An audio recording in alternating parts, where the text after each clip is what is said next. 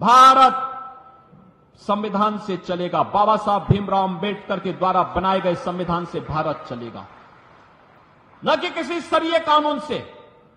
कांग्रेस के लोग अपने घोषणा पत्र में इस बात की चर्चा करते हैं कि हम व्यक्तिगत कानून को लागू करेंगे, यानी सरिया कानून लागू करेंगे, क्योंकि मोदी जी ने 3 तलाक की कुप्रथा को रोक दिया, पूरी तरह रोक लगा दी, उस पर लगाम लगा दी, और उसको कहते हैं कि हम फिर से व्यक्तिगत कानून पुनर्बहाल करेंगे। ये लोग सरिया कानून लागू करेंगे और कहते हैं कि हम लोग जनता की प्रॉपर्टी को हत्या करके, ले करके, उसके माध्यम से फिर उसका बंदर बांट करेंगे। बहनों और भाइयों, क्या आप कांग्रेस और समाजवादी पार्टी को अपनी संपत्ति पर डकैती डालने की छूट देना चाहते हैं क्या? अरे आपके बाप दादों ने कमा करके संपत्ति रखी है, देखो ना इन बेशरमों की हालत। एक तरफ आपकी संपत्ति पर इनकी कुदृष्टि है और दूसरी तरफ माफिया और अपराधियों को अपने गले का हार बना करके कैसे उनके नाम पर फतिया पड़ रहे हैं, आपने देखा होगा इनके हाल को। देखा है ना, देखा है ना। और मैं यहां की जनता को तो धन्यवाद दूंगा। मैं 2017 में जब आया था यहां, इसी महेंद्र खड़गवंशी के प्रचार में मैं आया था, यहीं पे सभा हुई थी 2017 में भी और 2022 में भी। और बहनों और भाइयों, तब 2017 में मैंने कहा था, कबीरदास जी ने एक बार कहा था कि अपने पुत्र के बारे में उन्होंने कहा था कि उससे छुटकारा पाना चाहते थे। उन्होंने कहा कैसा पुत्र का कमाल। और आपने भी कबीरदास जी के वचनों को अंगीकार करते हुए महेंद्र खड़गवंशी को यहां से विधायक बना करके भेजा, बना के भेजा ना 17 में, 22 में भी आया ना। और देखो उन्होंने यहां पर विकास के कार्यक्रमों को आगे बढ़ाया। विकास के कार्यक्रम, आश्रम पद्धति का विद्यालय हो, चीनी मिल के विस्तारीकरण का हो, और भी यहां के अन्य कार्यक्रमों को, विकास के कार्यक्रमों को लेकर के चल करके जो सपना कभी स्वर्गीय बाबू कल्याण सिंह जी का था, उस सपने को साकार करने के लिए महेंद्र खड़गवंशी चौधरी कंवर सिंह तंवर के साथ मिलकर के लगातार प्रयास करते रहे। बहनों और भाइयों, आप सोचो, सरदेव कल्याण सिंह जी की भावनाओं के अनुरूप आज अयोध्या में भगवान राम का भव्य मंदिर बन गया है। बन गया ना, अयोध्या में राम मंदिर का निर्माण हो गया ना। अब कोई संदेह है क्या? अभी भी कोई संदेह है किसी को? और आप सोचिए, जब कल्याण सिंह जी का देहांत हुआ तो समाजवादी पार्टी के लोग गए भी नहीं। अपमान क्या था इन्होंने स्वर्गीय कल्याण सिंह जी का। और इसीलिए आज मैं आपसे कहने के लिए आया हूं कि गरीबों के हकों पर डकैती डालने वाले, आज मोदी जी के शासनकाल में 80 करोड़ गरीबों को फ्री में राशन की सुविधा का लाभ मिल रहा है। क्या किसी का चेहरा देख करके राशन दिया जा रहा है? गरीब, दलित, वंचित, अति पिछड़ा, हर जाति का गरीब जो भी होगा उसको राशन मिल रहा है। और जो बचे होंगे उनके भी फॉर्म भरे जा रहे हैं। कहा जा रहा है इसके बाद 100% सैचुरेशन की तरफ हम लोग चलेंगे। सैचुरेशन के लक्ष्य को पूरा करने के लिए जो वंचित होगा सबको मिलेगा। 60 करोड़ गरीबों को 5 लाख रुपए की आयुष्मान भारत की सुविधा।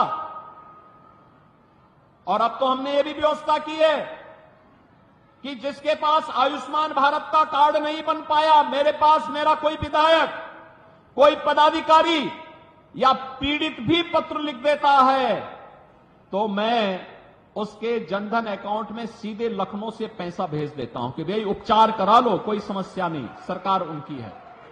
बहनों और भाइयों, मोदी जी ने 50 करोड़ गरीब परिवारों के जनधन अकाउंट खोल दिए। क्या कर रही थी कांग्रेस 60-65 वर्षों तक? समाजवादी पार्टी की 4-4 बार सरकार थी, क्या कर रहे थे लोग? मोदी जी ने 12 करोड़ परिवारों के घर में शौचालय बना दिए, 10 करोड़ गरीब महिलाओं को, 10 करोड़ परिवारों को रसोई गैस का फ्री में कनेक्शन उपलब्ध करवा दिया, 12 करोड़ गरीबों के घर में शौचालय बना दिए गए, 4 करोड़ गरीबों के मकान बनाए गए और कहा है भी 3 करोड़ और लोगों को मकान देंगे। 3 करोड़ अगले 5 वर्ष में 3 करोड़ अन्य लोगों को, 3 करोड़ का मतलब 300 लाख। बहनों और भाइयों, यानी हर व्यक्ति अभी से मकान पाने के लिए जो वंचित रह गया उसको भी मकान मिलेगा, इसका आश्वासन मोदी जी ने दे दिया। यही मोदी की गारंटी है। 2.5 करोड़ घरों में बिजली का कनेक्शन पहुंच गया। मोदी जी को तो 10 ही साल हुए, ये कांग्रेसी क्या कर रहे थे 65 वर्षों तक? समाजवादी पार्टी को 4-4 बार मौका मिला, क्या कर रही थी समाजवादी पार्टी?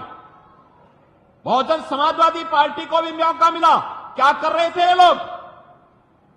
केवल लूट करके अपने परिवार का भर रहे थे, इनको गरीबों की चिंता नहीं थी। इंदिरा गांधी ने जो नारा दिया गरीबी हटाओ का, पोता भी तोते की तरह वही रट रहा है कि गरीबी हटाएंगे और कैसे हटाएंगे? कह रहे हैं कि जिसकी संपत्ति होगी उसको हड़प लेंगे, फिर उसको हम लोग दूसरों को बांट देंगे, बंदर बांट कर देंगे। ये बंदर बांट इनका जो है ना, इसी के लिए हम लोग आए हैं कि आज जो मोदी जी करने में सफल हुए हैं, इसलिए सफल हुए हैं बहनों और भाइयों, क्योंकि मोदी जी को ताकत आपने दी है। 1 वोट की ताकत है। ये 1 वोट की ताकत आतंकवाद ला सकता है अगर गलत हाथों में जाएगा, और यह आतंकवाद को सीमा पार ही निपटा देगा अगर भाजपा को यह वोट जाता है तो। आज आप देख रहे हो ना, पाकिस्तान जो सफाई देता है वो एक ही सफाई देता है, कहता है कि भारत ने हमारे देश के सभी आतंकवादियों को एक एक करके चुन चुन करके मार दिया है। तो क्या आतंकवादियों की आरती उतारेंगे क्या? यही तो करना है हम लोगों को। भाजपा को पड़ने वाला एक एक वोट आतंकवाद को सीमा पार ही निपटा देगा। आपको, आपका भाजपा को मिलने वाला एक एक वोट बेटी और व्यापारी को सुरक्षा की गारंटी दे देता है, कर्फ्यू से मुक्ति और कावड़ यात्रा को ले चलने की गारंटी भी दे देता है। बहनों और भाइयों, आपका एक वोट गरीब के जीवन में परिवर्तन ला करके, कांग्रेस के समय में गरीबी बढ़ी और मोदी जी के 10 वर्ष के कार्यकाल में 25 करोड़ लोग गरीबी रेखा से मुक्त होकर के खुशहाल जीवन जीने के लिए आगे बढ़े हैं, विकास की प्रक्रिया के साथ आगे बढ़े हैं। और कांग्रेस अपने घोषणा पत्र में कह रही है जो 25 करोड़ लोग गरीबी से मुक्त हुए हैं, इनको फिर से गरीब बनाएंगे। क्या आप ऐसे कांग्रेस को वोट देंगे? और तो और, पिछली बार जो धोखा हुआ, आपने जिस व्यक्ति को सांसद चुना वह व्यक्ति तो भारत माता की जय भी नहीं बोलता, और पिछली बार किस चुनाव चिन्ह पे आया था, इस बार फिर दूसरे चुनाव चिन्ह पे आ गया।